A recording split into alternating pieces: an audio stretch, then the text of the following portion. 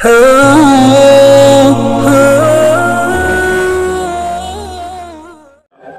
سب سے بڑا اثر ہے اس کام کا کہ زندگی میں جتنے غلط نشے چڑھے ہیں، ہاں کسی لائن کا بھی ہو، اس کا علاج ہے ہم کو یہ بتائے گا۔ والذین جاہدوا فینا لنہدینہم سبلنا، جو ہمارے راستے کی محنتیں کریں گے ہم ان کو اپنی راہوں کی ہدایت دیں گے۔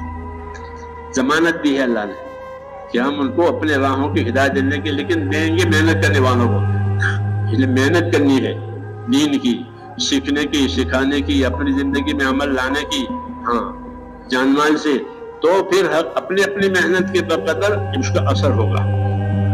صحابہ کی زندگی اس کا نمونہ ہے کہ جنہوں نے اپنے آپ کو زیادہ لگایا ان کی ترقی زیادہ ہوئی، ان کے درجے زیادہ بلند ہوئے۔ ہاں اس طرح ہر ایک کو درجے ملے، وَلِكُلٍّ دَرَجَاتٌ مِّمَّا عَمِلُوا، کہ ہر ایک کو اس کے عمل کے بقدر درجے ملیں گے، اپنی محنت کے بقدر اس کو درجے ملیں گے اللہ کے یہاں سے، اور اس زندگی میں سے اللہ اس کو نکالے گا غلط زندگیوں میں سے۔ ہاں ہاں اس کے ساری برائیاں چھوٹ جاتی ہے اور کہاں سے کہاں آدمی پہنچ جاتا ہے۔ ہاں ایک دفعہ میں اپنے نظام الدین میں بیٹھا ہوا تھا، نہیں ایک آدمی آیا تھا، میں کارگزاری سن رہا تھا مغرب کے بعد، مجھے کارگزاری سنائی کہ چلہ لگا مراد آباد میں اور یہ ہوا یہ ہوا۔ کارگزاری کے بعد مجھے کہنے کہ دعائے قنوت یاد نہیں ہے، مجھے لکھ دیں گے؟ میں لکھ دیں گے۔ آپ کون ہو؟ تو آپ نے بتایا کہ میں تو آپ کی مسجد میں منہ دھونے کے لیے آیا تھا۔ تو منہ دھونے کیوں آئے تھے؟ نماز؟ کہ نہیں، میں تو نشاور چیزیں بیچتا تھا، میری ایک پوری پارٹی تھی، تو رات کو نشاور چیزیں بیچنا، صبح تک میں ختم کر دینا۔ تو صبح بیچتے بیچتے صبح ہو گئی، تو آپ کی مسجد کے پاس سے گزرا، مسجد کھلی، ہمارے نظام الدین کی مسجد، تو میں اندر داخل ہوا۔ لوگ آتے تھے، ہمارے حضرت فرماتے کہ جو بھی آوے وہ آنے دو اس کو، اگر اس کو وضو کی جگہ وضو کی جگہ بتاؤ، پانی کی جگہ بتاؤ، اس جگہ بتاؤ، اپنی بات بھی کرو۔ یہ اصول تھا ہمارا مسجد میں۔ تو اسے کسی نے بات کی تو کیا میں تو مسجد میں آیا تھا ہم منہ دھونے کے لیے، اور کسی نے بات کی، اور تو پھر میں نماز کے لیے رک گیا۔ فجر کی نماز ہوئی، فجر کے بعد بیان ہوا، بیان میں تشکیل ہوئی کہ بولو کون تیار ہے، تو میرے دل میں اس کا اثر پڑا، تو میں ایک دم تیار ہو گیا۔ ایک بات بیچ میں یاد آ گئی، وہ ہمارے اہل علم کو سمجھنے کی ہے۔ حضرت عمر فرماتے تھے کہ ما عرف قدر الاسلام الا من عاش فی الجاہلیہ، اسلام کی قدر وہ پہچانے گا جس نے جاہلیت میں اپنی زندگی گزاری ہوگی۔ ذرا پیاسا جتنا ہوتا ہے اتنا اس کو پانی کی قدر ہوتی ہے، تو جس نے جتنی جاہلیت میں زندگی گزاری ہوگی اتنا یہ عمل اس پر اثر کرتا ہے اور اتنا وہ اس سے متاثر ہوتا ہے۔ یہ حضرت عمر فرماتے تھے کہ ما عرف قدر الاسلام الا من عاش فی الجاہلیہ، کہ اسلام کی قدر وہ آدمی پہچانے گا کہ جس نے جاہلیت میں اپنی زندگی گزاری ہوگی، جہالت میں، اب اس کو یہ راستہ ملا۔ تو یہ وہ تھا، وہ کہ رات دن نشہ اور چیزیں بیچنا، اور یہ اب اس کو یہ بات ملی، بیان سنا، تو میرا بہت اثر ہوا، اور میں اسی وقت چلے میں چلا گیا، نہ دایاں دیکھا نہ بایاں دیکھا، یہ کس کام کے لیے آیا تھا، تو چلا گیا۔ اور یہ چلہ پورا کر کے آپ کو کارگزاری سنا رہا ہوں۔ مراد آباد میں چلہ لگا، جی ہاں، اور نماز سیکھی، نماز یاد نہیں تھی، نماز سیکھی، مگر مجھ کو نشے کی عادت تھی۔ پھر کیا ہوا کہ چھوٹ گیا، تکلیف تو پڑی تھوڑی، مگر ہمت کی تو الحمدللہ وہ نشے اور چیزیں نکل گئی زندگی میں سے۔ اور اب یہ نماز یاد نہیں تھی تو یاد ہوئی، دعائے قنوت، میں نے کہا میں لکھ دوں گا دعائے قنوت، پھر وہ چلا گیا۔ ایک عورت آئی کہ ہمارا آدمی آپ نے بھیج دیا ہے، اس کو بلاؤ۔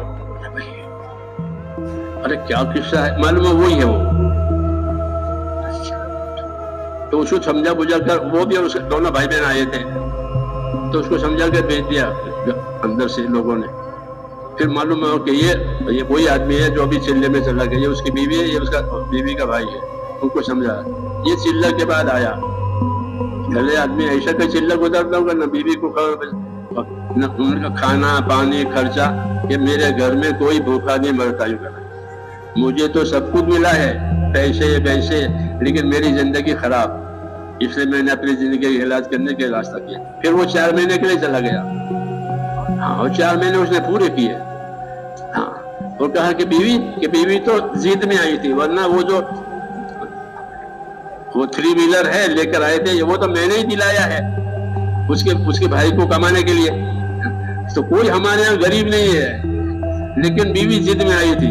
خیر وہ چھین لے. 4 مہینے پورے ہو گئے اور زندگی بدل گئی. پھر میں بیٹھا تھا، وہ کرتا پاجامہ. کیا ہے کہ آپ نے مجھ کو نہیں پہچان؟ میں کہنا کہ وہ منہ دھونے آیا تھا وہ. اب کیا ہے کہ حج کو جا رہا ہوں. جی ہاں حج کو جا رہا ہوں. یہ مثال میں نے اس لیے دی کہ اللہ تعالیٰ اس طرح لوگوں کی زندگیوں کو نکالتے ہیں اور آگے بڑھاتے ہیں. جی ہاں کام کرنے والا والذین جاہدوا فینا لنہدینہم سبلنا، جو ہمارے نسبت سے محنت کریں گے اللہ ان کو آگے بڑھائیں گے. کہیں تو نشہ آور چیزیں بیچ رہا تھا، اب وہ بدل گیا اور وہ جماعت میں بھی جا رہا ہے، حج میں بھی جا رہا ہے، شکل شہرت سب بدل گیا کہ نشہ اتر گیا. جی ہاں یہ میرے دوستو اس کو خروج کہتے ہیں، اللہ کے راستے میں نکلنا. یہ نکلنا ہوا کہ اپنی غلط زندگیوں میں سے نکل جانا اور صحیح زندگی پر آ جانا. یہ نکلنا یہ اکثر ہے، یہی ہوتا ہے. اس کام میں اللہ تعالیٰ نے یہ بات رکھی ہے کہ جب پھر صحیح چلے گا پچھلی زندگی پر ندامت آئے گی اور پچھلی زندگی کو اللہ سے معاف کرانے کی فکر میں آدمی لگ جائے گا. لوگوں کے حقوق ہوں گے تو حقوق ادا کرنے کی فکر میں پڑ جائے گا. ہاں کہ فلانے کا دبایا تھا، فلانے کا لیا تھا، فلانے کا باقی ہے. ایک پٹی کھلتی اندر. ہاں تو زندگی صاف ہو جاتی ہے. جب زندگی صاف ہو جاتی ہے تو موت آسان ہو جاتی ہے. یہ قاعدہ ہے مسنون دعاؤں میں. اللہم انی اسألک عیشۃ نقیہ ومیتۃ سویہ ومرض غیر مخزی ولا فاضح. اے اللہ میں آپ سے زندگی مانگتا ہوں صاف ستھری. مسنون دعا ہے اللہم انی اسألک عیشۃ نقیہ. اے اللہ میں آپ سے صاف ستھری زندگی مانگتا ہوں کہ کسی کا حق میرے اوپر نہ رہے، اللہ کا بھی نہ رہے، مخلوق کا بھی نہ رہے، کسی کا حق نہ رہے. صاف ستھری زندگی مجھے دے. اللہم انی اسألک عیشۃ نقیہ. اے اللہ مجھے صاف ستھری زندگی دے. ومیتۃ سویہ اور مجھے آسان موت دے. اور کیا چاہیے؟ زندگی صاف ستھری ہو گئی اور آسان موت دے. دعا سکھائی ہے کہ اللہ میری موت آسان کر رہے ہیں. کیوں کہ موت بڑی مصیبت کا نام ہے. موت سب سے بڑی مصیبت ہے سوائے اس کے جس پہ اللہ آسان کرے.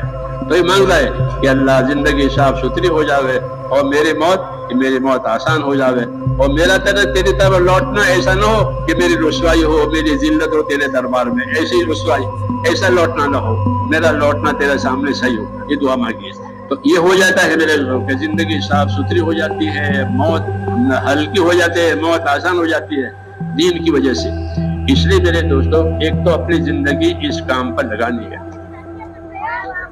ہاں تاکہ زندگی عمل بنے. ایمان میں ترقی کے لیے اللہ کے راستے میں پھرنا ہے، اللہ کے راستے کی دعوت دینی ہے، دین کی باتیں کرنی ہے، ایمان کی باتیں سننی ہے، شکری ہے. دوسرا اپنے اندر عبادت کا ذوق پیدا کرنا ہے. ہمارے اندر عبادت کا ذوق نہیں ہے. عبادت کا ذوق نہیں، عبادت بوجھ ہے. عبادت بوجھ ہے. یہ ایمان کی کمزوری کی علامت ہے کہ عبادت ہم کو بوجھ معلوم ہوتی ہے. تو ایمان میں ترقی کے لیے ایمان کی نقل و حرکت. دوسرا عبادت کہ عبادت کا ذوق شوق پیدا ہو جائے. اس لیے عبادت کے فضائل جاننے ہیں. کیا جاننے ہیں؟ کہ عبادت کے فضائل جانو کہ اللہ نے عبادت میں کیا کیا دینے کے لیے کیا ہے. جان مال کو صحیح استعمال کرنا اس کا نام عبادت ہے. اس میں نماز، روزہ، زکوٰۃ، ذکر سب آ جائے گا. کہ اس کے فضائل جاننا ہے کہ اللہ تعالیٰ ہم کو کیا دینے والا ہے. چونکہ ہم اس کے فضائل سے بے خبر ہیں اس لیے ہم کو اپنے عمل کی کوئی قدر و قیمت نہیں. ہوا نہیں ہوا، ٹوٹا ہوا پھوٹا ہوا ایسا. یہ کیوں کہ اس کی قیمت نہیں معلوم ہے. علم و ذکر کا یہ مطلب ہے کہ اعمال کی فضیلت جانو، اپنے عمل کی قیمت جانو. تاجر کوئی چیز بیچتا ہے تو وہ جانتا ہے کہ کتنی قیمت میں اس کے ہاں آئی ہے اور کتنے نفع سے وہ جا رہی ہے. ہر تاجر یہ دونوں بات جانتا ہے کہ کتنی قیمت میں اس کے ہاں آئی ہے اور کتنے نفع کے ساتھ وہ گاہک کو جا رہی ہے. اس کا نام تجارت ہے. میری بات صحیح ہے نہیں؟ ورنہ تاجر ہے اس کو نہ نفع کی خبر ہے نہ مدل کی اصل قیمت کیا ہے وہ بھی خبر نہیں ہے. ایسے ہماری حالت ہو گئی ہے کہ میری نماز کی کیا قیمت ہے, اس کا کیا فضیلت ہے, پڑھ لیجیے. ایسا نہیں ہے. دنیا بازار ہے, یہاں کمانے والے بھی ہیں, کھوٹ کھانے والے بھی. حدیثوں میں ہے کہ دنیا ایک بازار ہے, یہاں کھوٹ بھی ہوگی اور نفع بھی ہوگا. چاہے بازاروں میں کھوٹ کھانے والے بھی ہوتے ہیں, نفع اٹھانے والے بھی ہوتے ہیں. کل الناس یغدو فبائع نفسه موبقها وموتقها. حدیث شریف میں ہے کہ ہر آدمی صبح شام کرتا ہے اور کچھ تو اپنے آپ کو کھوٹ میں اتار کر ہلاک کرتا ہے, کچھ نفع اٹھا کر ترقی کرتا ہے. ہاں, زندگی دنیا کی بازار ہے, بازار میں کھوٹ کھانے والے بھی ہوتے ہیں, نفع اٹھانے والے بھی ہوتے ہیں. ایسے دنیا کی زندگی ہے, یہاں کھوٹ کھانے والے بھی ہیں, نفع اٹھانے والے بھی ہیں. زندگی آخرت بھول کر اور حکم بھول کر وہ کھوٹ کی زندگی ہے. چاہے لاکھ دنیا کے لاکھ کماوے وہ کھوٹ میں ہے, اور جن کی زندگی اللہ کے حکموں سے طریقوں سے ہے وہ نفع میں ہے. چاہے وہ غریب ہے لیکن وہ نفع میں ہے. اصلی نفع وہی ہے. فمن زحزح عن النار وادخل الجنة فقد فاز. کہ جو دوزخ سے بچ گیا اور جنت میں پہنچایا گیا وہ ہوا کامیاب. اصل کامیابی ہے. تو وہ اس کامیابی کی یہ دعوت ہے, اس کامیابی کی یہ محنت ہے کہ جہنم سے بچ کر جنت میں جانا اور دنیا میں جنت والے اعمال کرنا. یہ ہے. اس لیے میرے دوستو ہمارے اندر عبادت کا ذوق شوق پیدا ہو جائے, نمازوں کا ذوق شوق پیدا ہو جائے.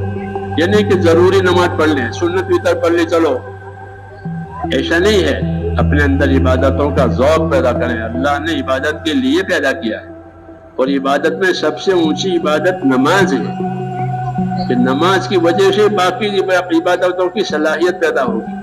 نماز صحیح ہوگی تو مال صحیح خرچ کرنے کا رخ پڑے گا, نہیں تو مال کو بھی خرچ برباد کرے گا. جی ہاں, اس لیے اپنی نمازوں کو اپنی عبادتوں کو بنانا ہے ایمان کے ساتھ ساتھ. ہاں, کہ نمازیں اچھی سے اچھی پڑھیں. ہاں, حدیث میں ہے کہ نماز کو صحیح کرنے کے لیے اپنے پیٹوں کو اپنی پیٹھوں کو ہلکا رکھو. حدیثوں میں کہ نماز کے لیے اپنی پیٹھ کو بھی ہلکا رکھو, اپنے پیٹ کو بھی ہلکا رکھو.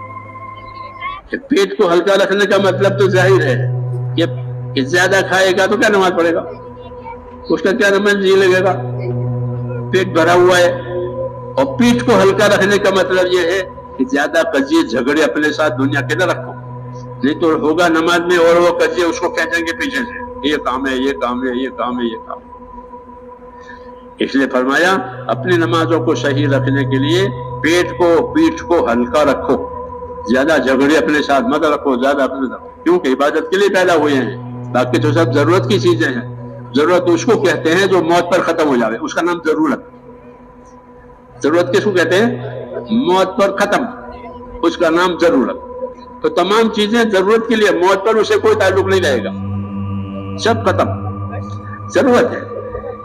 اصل تو اللہ نے ہم کو اس کے لیے پیدا کیا ہے. اس لیے اس دعوت کے ذریعے سے اپنے ایمانوں میں ترقی کرنی ہے. جان مال لگا کر پھرنے کی وجہ سے ایمان میں ترقی آئے گی. دوسرے نمبر میں اپنی نمازوں کو صحیح کرنی ہے. ہاں, سنت کے مطابق نماز پڑھیں, اہتمام سے نماز پڑھیں. کہ نماز سے اونچا کوئی عمل اسلام میں نہیں ہے. نماز اور حج اسلام کے امتیازی اعمال ہیں.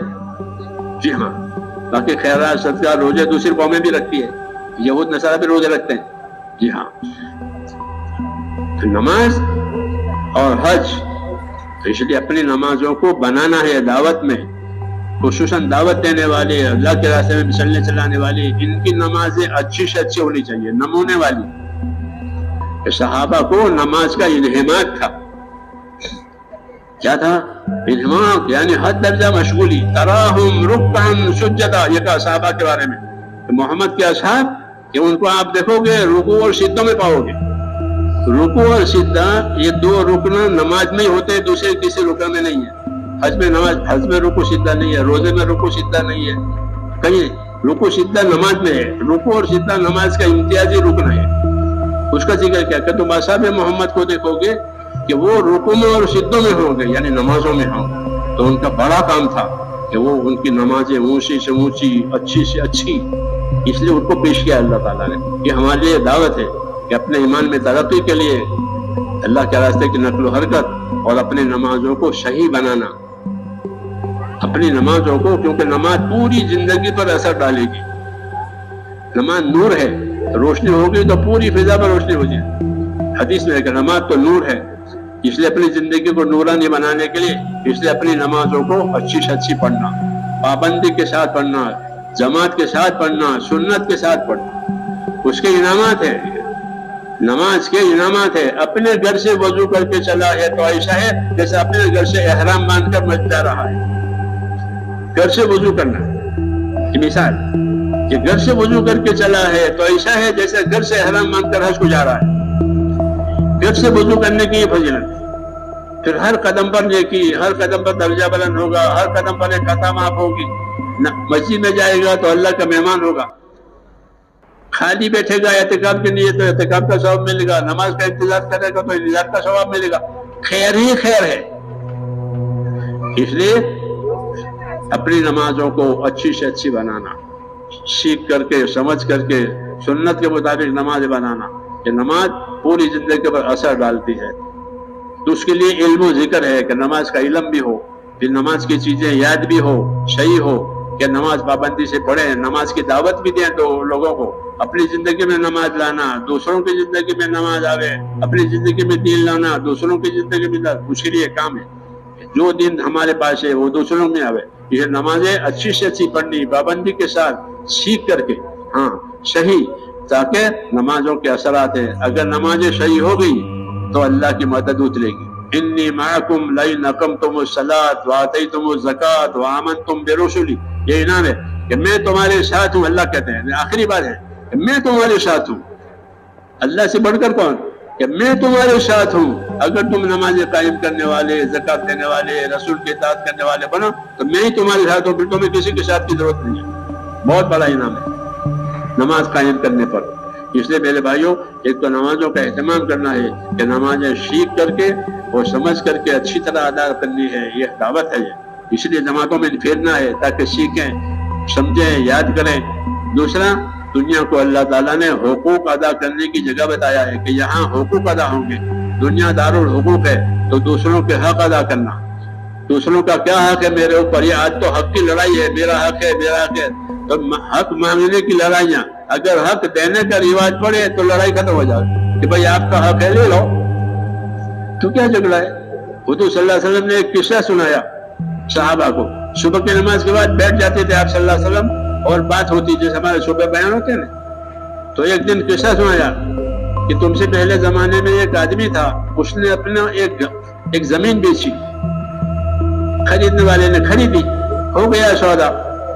پھر اس نے کھدائی کی اپنا کام کے لیے تو اندر سے ایک برتن نکلا تانبے کا، اس میں سونا بھرا ہوا تھا. پہلے زمانے میں لوگ بینکوں کا رواج نہیں تھا، زمین میں دفن کرتے تھے چوروں کی وجہ سے، ڈاکوؤں کی وجہ سے. تو وہ نکلا، تو وہ جس نے زمین خریدی تھی وہ لے کر کے مالک کے پاس گیا. یہ آپ کی امانت آپ کی زمین میں سے نکلی ہے، یہ آپ لے لو. میں نے زمین خریدی ہے، اس کو نہیں خریدا ہے، یہ آپ کی امانت ہے، یہ لے لو.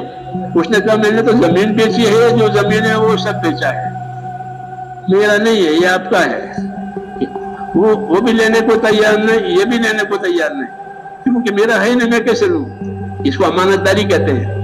کہ جب ایمان آتا ہے تو پھر لوگ امانت دار بنتے ہیں، دوسری چیزوں کو ہڑپ کرنے کی ہمت نہیں کرتے، ہاں امانت دار ہوتے ہیں. اب یہ مسئلہ بن گیا کہ نہ یہ لینے کے لیے تیار ہے نہ وہ لینے کے لیے تیار ہے، کہ میرا نہیں ہے. کہتے ہیں اس زمانے میں داؤد علیہ السلام کے پاس فیصلہ گیا.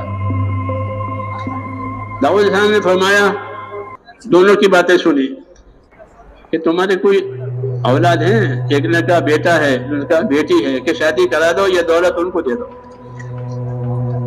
ان کی شادی کرا دو، یہ دولت ان کو دے دو. یہ فیصلہ ہوا. یہ امانت داری کی بات ہے کہ امانت داری کی برکتیں ہوتی ہیں.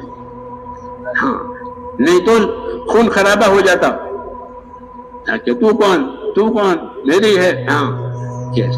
اس لیے ایمان اور امانت داری سے یہ دنیا کی سلامتی آتی ہے. اس لیے اس کام میں امانت داری، دوسروں کے حقوق، اس کو سکھایا سمجھایا جاتا ہے کہ دوسروں کے حقوق کے بارے میں امانت دار بنو، پھر دنیا کی سلامتی امانت داری کی وجہ سے ہوگی. اسلم تسلم، حضور فرماتے تھے اسلام قبول کر لو سلامت رہو گے. لوگوں سے فرماتے ہیں اسلام قبول کر لو سلامت رہو گے. سلامتی کا سامان ہے یہ کہ آدمی ہمیں امانت دار بن گیا, ایماندار بن گیا, بھائی اس کا حق ہے, اس کا حق دے دو, ہمارا حق نہیں ہے ہم نہیں لیں گے, اس کو امانت داری کہتے ہیں. تو لوگوں میں انصاف اور امانت داری زندگیوں میں آنا, یہ بھی اس کام کا مقصد ہے, خالی نکلنا مقصد نہیں ہے کہ ہم امانت دار بنے اپنے حقوق کے بارے میں, دوسروں کے حقوق کے بارے میں. ہاں یہ مخلوق کے ساتھ معاملہ ہے. اللہ کے ساتھ معاملہ کرنا ہے تو ایمان اور اخلاص چاہیے. جو بھی کام کرے ایمان اخلاص سے کرے تو اللہ راضی ہو جائے گا. بندوں کے ساتھ معاملہ کرنا ہے تو انصاف احسان سے کرے. یہ اصول ہے کہ بندوں کے ساتھ معاملہ ہے تو انصاف اور احسان کرو. انصاف کا تقاضا یہ ہے کہ جو اپنے لیے پسند کرو وہ دوسروں کے لیے پسند کرو, جو اپنے لیے نہ پسند کرو دوسروں کے لیے نہ پسند کرو. یہ انصاف کا تقاضا ہے. تو ہم کو انصاف کرنے کا حکم ہے. قرآن کریم نے انصاف کرنے کا حکم دیا ہے کہ انصاف سے رہو, انصاف سے رہو. حضور صلی اللہ علیہ وسلم فرماتے ہیں مجھے انصاف کرنے کا حکم دیا گیا ہے. امرت لأعدل بینکم, مجھے انصاف کا حکم دیا گیا ہے.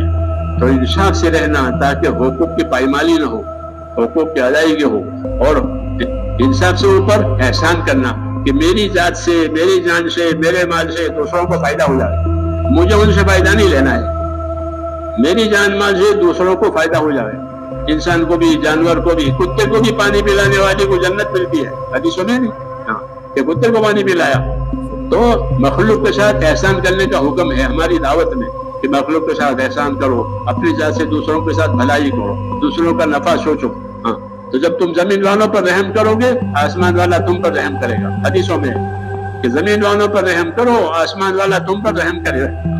اس لیے میرے دوستو یہ زندگی اپنے اندر بنانی ہے کہ ہمارا وجود دوسروں کے لیے رحمت بنے, ہمارا وجود دوسروں کے لیے خیر کا ذریعہ بنے. اور یہ سارا کام اس لیے کرنا ہے کہ آخرت بن جائے. موت کے بعد کی زندگی بنانے کے لیے کرنا ہے. موت ہر ایک کو آنی ہے. ہاں اور موت کے لیے یہی تیاری کا سامان ہے اور کوئی سامان نہیں. وَلْتَنْظُرْ نَفْسٌ مَا قَدَّمَتْ لِغَدٍ, ہر آدمی سوچا کرے کہ اس نے آنے والی کل کے لیے کیا تیاری کی ہے. ایک کل آنے والی ہے, یعنی موت آنے والی ہے, قیامت آنے والی ہے. اس آنے والی کل کے لیے کیا تیاری کی ہے ہر آدمی سوچے. یہ کہا ہر آدمی سوچے کہ یہ کل اس پر آنے والی ہے, موت کی یا قیامت کی, اس کے لیے کیا تیاری کی ہے. یہ دعوت بھی ہے. تو اپنی تیاری, موت کی تیاری کے لیے اللہ نے ہم کو دین دیا ہے. دین کے بغیر آخرت نہیں بنے گی, دین کے بغیر دنیا کی سلامتی بھی نہیں ہے, خلفشار ہوگا بغیر دین کے. اس لیے دین اللہ نے ہم کو دیا ہے کہ زندگیوں میں دین لانا ہے. ایمان بنے, اعمال بنے, اخلاق بنے, اخلاص بنے, اور جان مال صحیح راستے پر لگے. جان مال فضولیات پر نہ لگے, جان مال صحیح راستے پر لگے. جان مال امانت ہے. اللہ نے مال کو حقوق ادا کرنے کے لیے پیدا کیا ہے, مال کو خواہشات پوری کرنے کے لیے نہیں پیدا کیا. مال حقوق ادا کرنے کے لیے پیدا ہوا ہے کہ اس کے ذریعے حقوق ادا کرو تاکہ آخرت بن جائے. اپنا حق بھی ادا کرنا ہے. جن جن کے تعلقات ہیں ان کے حقوق ہیں کہ ان کا حق ادا کرو. ہم کو حق ادا کرنے کا حکم ہے. اور مال کہ مال حق ادا کرنے کے لیے پیدا ہوا ہے. مال مالدار بننے کے لیے نہیں پیدا ہوا ہے. مال کو اللہ نے مالدار بننے کے لیے نہیں پیدا کیا, مال کو حقوق ادا کرنے کے لیے پیدا کیا. اللہ کا بھی حق ہے, زکوٰۃ ہے, حج ہے, یہ مال سے ادا ہوتے ہیں, یہ اللہ کا حق ہے. یہ سو مال سے یہ حق ادا کرو. مخلوق کا بھی حق ہے مال میں کہ وہ حق ادا کرو. اور اس کو سمجھنے کے لیے علم و ذکر ہے کہ علم و ذکر یعنی دین سیکھو گے تو پتہ چلے گا کہ اس کا کیا حق ہے. دین نہیں سیکھے گا تو اس کو حق کی خبر ہی نہیں ہے, اپنی جہالت میں دوسروں کے حقوق برباد کر کے زندگی برباد کرے گا. اس لیے اللہ کے راستے میں پھرنا ہے تاکہ اللہ کے حق کی خبر ہو, اپنی حق کی خبر ہو, دوسروں کے حقوق کی خبر ہو, آخرت کی فکر ہو. اس کے لیے اللہ تعالیٰ نے میرے دوستوں یہ کام دیا ہے. ہاں اس کے نفع اس پر کھلیں گے جو اس محنت کو کرے گا. اس لیے اس محنت کو کرنا ہے, اس میں اپنے آپ کو لگانا ہے. کوئی وقتی بات نہیں کہ 4 مہینے ہو گئے, کہ نہیں, 4 مہینے تو تعلق پیدا کرنے کے لیے ہے. وہ 4 مہینے بنیاد نہیں ہے, وہ تو تعلق پیدا کرنے کے, دین سے تعلق پیدا ہو جاوے, دین سے محبت ہو جاوے, ایمان سے محبت ہونی چاہیے. مسنون دعاؤں میں ہے اللہم حبب الینا الایمان, اے اللہ ہم کو ایمان کی محبت ہے. یہ نہیں کہ مال کی محبت ہے, کہ ایمان کی محبت ہے. ایمان کی محبت کے ساتھ زندگی گزارے تاکہ ایمان کو قبر میں لے جاوے. ایمان کی محبت مانگی ہے کہ اللہ ایمان کی محبت ہے تو ایمان کے کام کرے گا, ایمان کے نفع نقصان کچھ فضائل میں سوچے گا تو ایمان سے, اعمال سے محبت پیدا ہوگی. مولانا علیہ صاحب فرماتے تھے کہ لوگ اس محنت کو کریں گے تو ان کو اللہ کے حکموں سے محبت ہو جائے گی.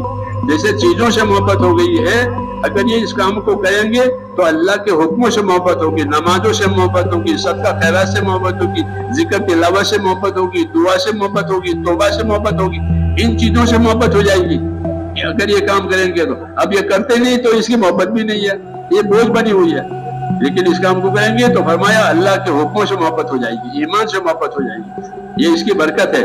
اس لیے میرے بھائیوں اس کام کی برکتیں بہت زیادہ ہیں، اس کی اہمیت بھی بہت زیادہ ہے، مگر یہ سب چیزیں کرنے سے تعلق کرتی ہے۔ اگر کریں گے تو یہ زندگی میں آئے گا، نہیں کریں گے تو زندگی جو ہے وہ تو ختم ہو جائے گی۔ شیطان بھی آتا ہے سمجھانے کے لیے، یعنی بہکانے کے لیے، تو وہ بہکاتا ہے کہ اب نہیں بعد میں کریں گے، ابھی کیا ضروری ہے، بعد میں کریں گے، اس کو تسویف کہتے ہیں۔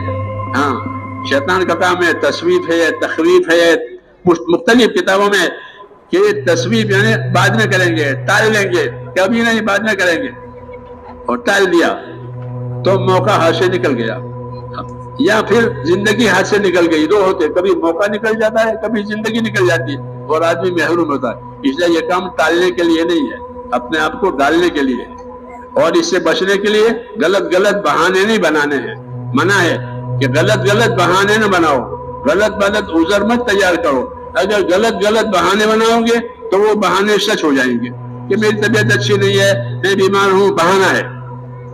کہ اگر بہانہ بنایا تو وہ بہانہ سچ ہو جائے گا۔ حدیثوں میں ہے کہ لا تمارضوا فتمرضوا، جان بوجھ کر بیمار نہ بنو ورنہ سچ مچ بیمار ہو جاؤ گے۔ ہاں، اللہ کے ساتھ چالاکی نہیں چلتی، اللہ کے ساتھ صاف رہنا ہے کہ بیمار نہیں، اپنے آپ کو بیمار بتایا۔ شیطان کہتا ہے کہ ابھی طبیعت ٹھیک نہیں ہے، پھر وہ آگے طبیعت بگڑ ہی جائے گی، مسئلہ اللہ کے ہاتھ میں ہے۔ اس لیے کہا لا تمارضوا فتمرضوا، جان بوجھ کر بیمار نہ بنو، جان بوجھ کر عذر نہ پیدا کرو ورنہ وہ عذر سچ مچ ہو جائیں گے۔ یہ ڈرایا ہے، کیوں؟ تاکہ اللہ کے معاملے میں سچے رہیں، اللہ کے معاملے میں صحیح رہیں۔ معاملہ اللہ سے ہے، زندگی آج ہے کل نہیں ہے، معاملہ اللہ سے ہے۔ تو کہا اللہ تعالیٰ سے ساتھ معاملہ صحیح رکھو، سچے رہو اللہ کے ساتھ، تاکہ اللہ بھی اپنا معاملہ سچ کرے۔ جیسے میں نے کہا نہیں کہ جو لوگ اپنا معاملہ خدا سے صحیح کریں گے، اللہ ان کے لیے اپنا معاملہ صحیح کر دے گا۔ اس لیے اللہ سے معاملہ سچ کرنا ہے، کیونکہ سب چیزیں اللہ کی ہے، ہم کو اللہ نے دی ہے۔ اس لیے اپنی زندگیوں کی قدر کرنی ہے، اپنی فرصت کی بھی قدر کرنی ہے، اپنی تندرستی کی بھی قدر کرنی ہے۔